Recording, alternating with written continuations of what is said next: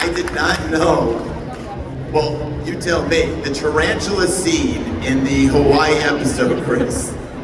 You knew that it was a real tarantula and that there was some sort of chance? Like, how worried were you in that episode with that tarantula on you? So there's two different emotions during this scene. There's a damn tarantula on me. And I've been told some things about that tarantula, I'll get to that. But, if I acted brave, I'm like a hero. You know, so like the girls. So I was like that overcame that fear. There was a reason to not let the fear get the best of me. Plus they did tell me that the spider had ball bearings in its fangs. I bought that. I mean, working with a spider is kind of rare. I don't know how many people have.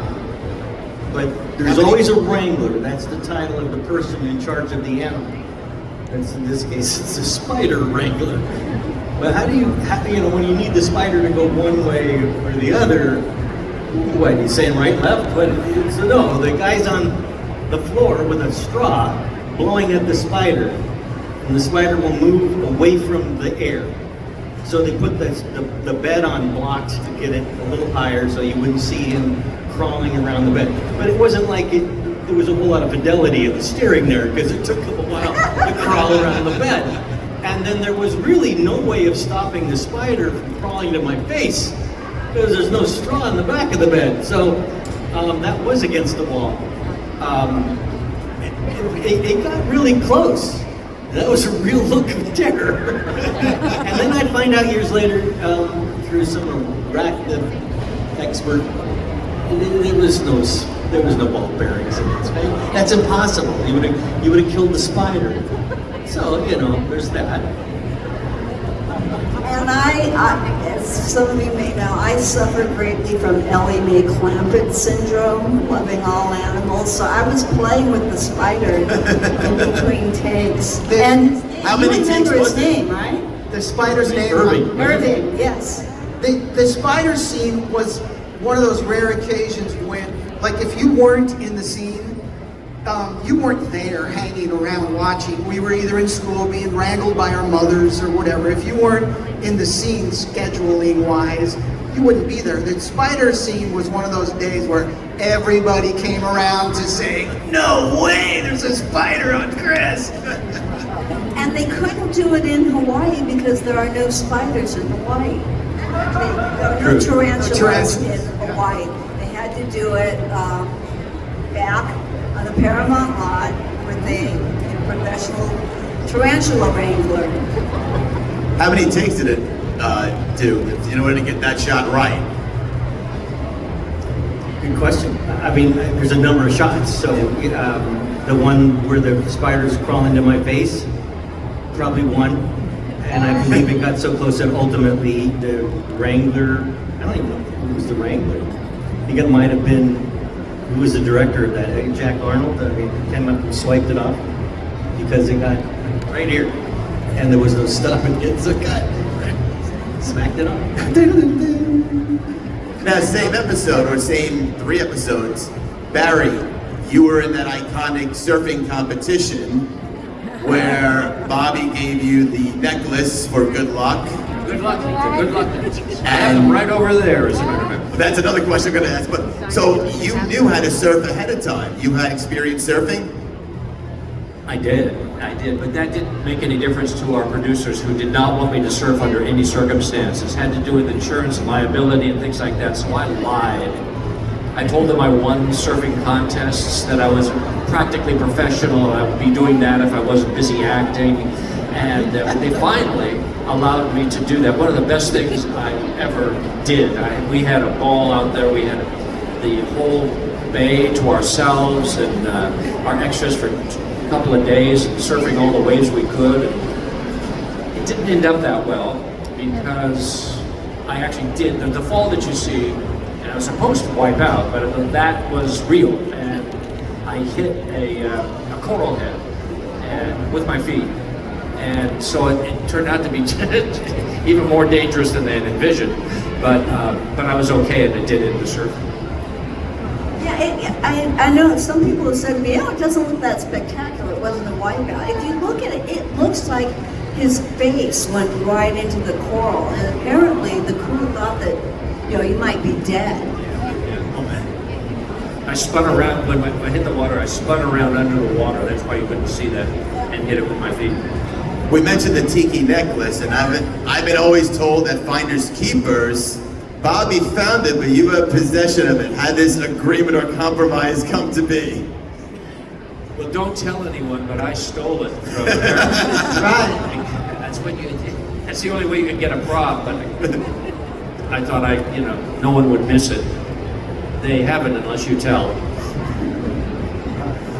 Okay, I think we're gonna open it up to questions from the audience. I see, I'm gonna go with the woman right in the back with the purple shirt. Her hand is up, right back. I throw her hand up, right on the side. All the way in the back. Middle.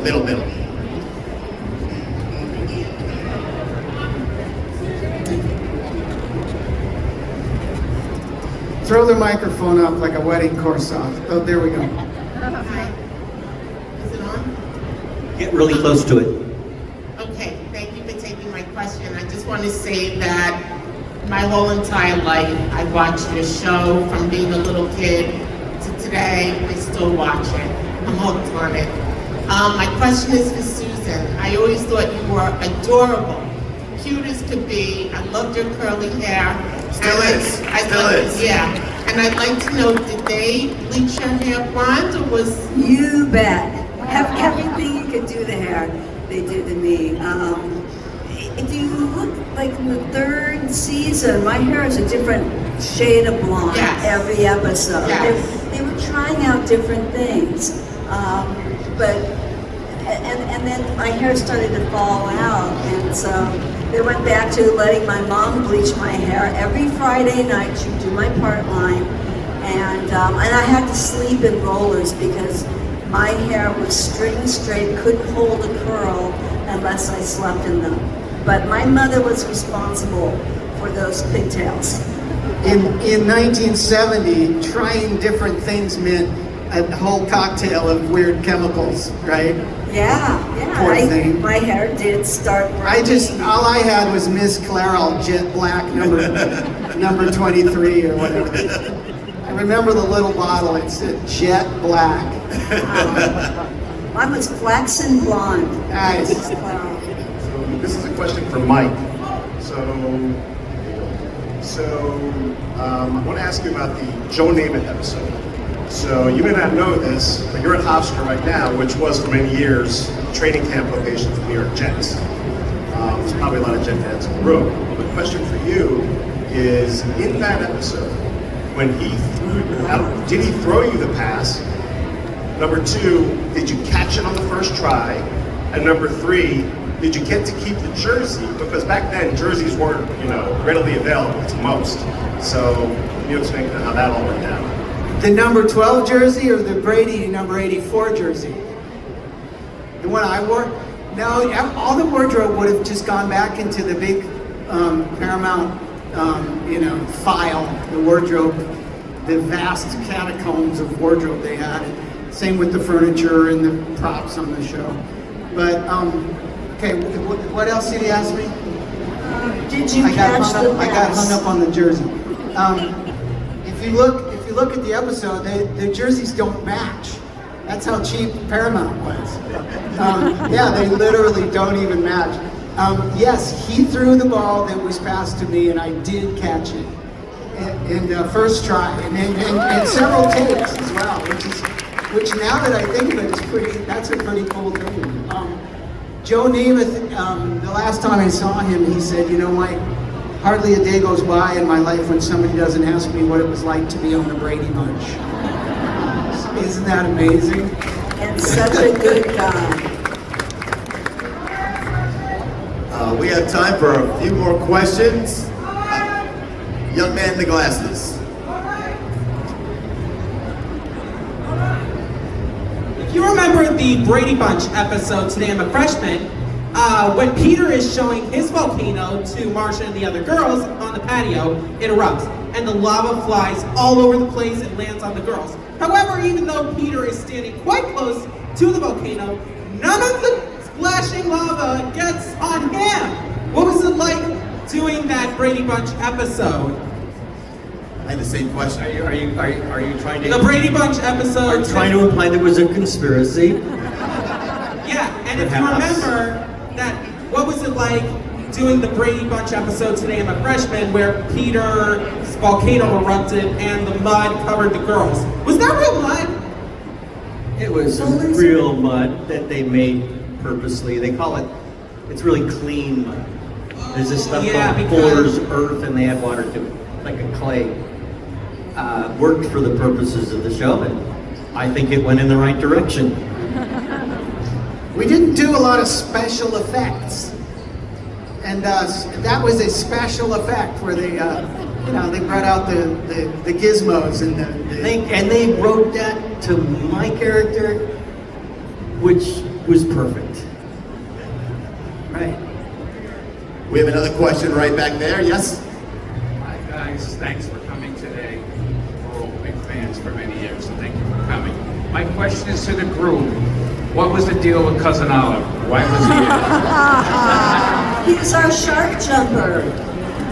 Every time a show is like starting to get a little lower in the ratings, they add the new cute kid. We were getting a little old for the premise of the show. Yeah, I sort of Something knew. young. I sort of was looking at the exit looking for the exit when Oliver walked through the Me front too. door. Me too. Just a Although I little. loved him. I loved Sort Robbie of had a Rist. feeling. Yeah, Robbie's a good guy. Yeah, but I did not want to go through puberty on national TV. I just want to say that in defense of the actor, Robbie Rist, he is not Cousin Oliver, and he's a cool guy. We all like him. We had him in our TV movie for Lifetime, the Christmas movie, and insisted that he be in it and included. He's really a lot of fun, and we all get along. He also was a guest on our, Chris and my podcast, which you haven't heard of. It's called The Real Brady Bros. And but Oliver was not a Brady. So Barry is saying this because he's purging some inner guilt. when Robbie Rist was hired to play Oliver and was on the show, maybe Barry was because he was older and more conscious of what that could mean, didn't like it. And it was really palpable. Barry was not a fan of Robbie Rist as a consequence of this character being introduced to our show. But now he's fine with it. And Robbie's a great musician. All right, we have one more question right over here.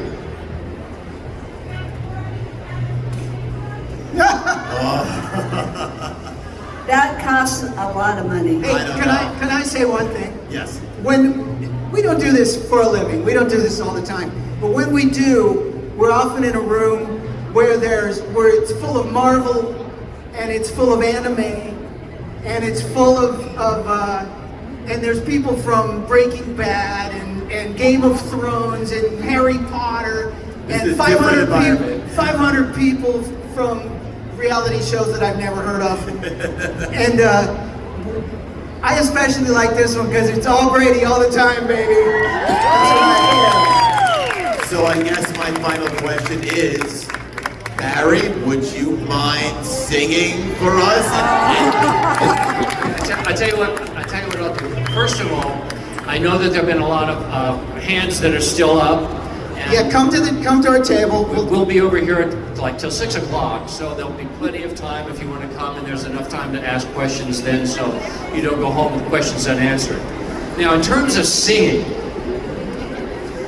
what might be fun, probably the best known song from the Brady Bunch. I think I'll go for a walk outside now, the sun's calling my name. But you know what? You know what made the difference between the Bradys and the Partridges?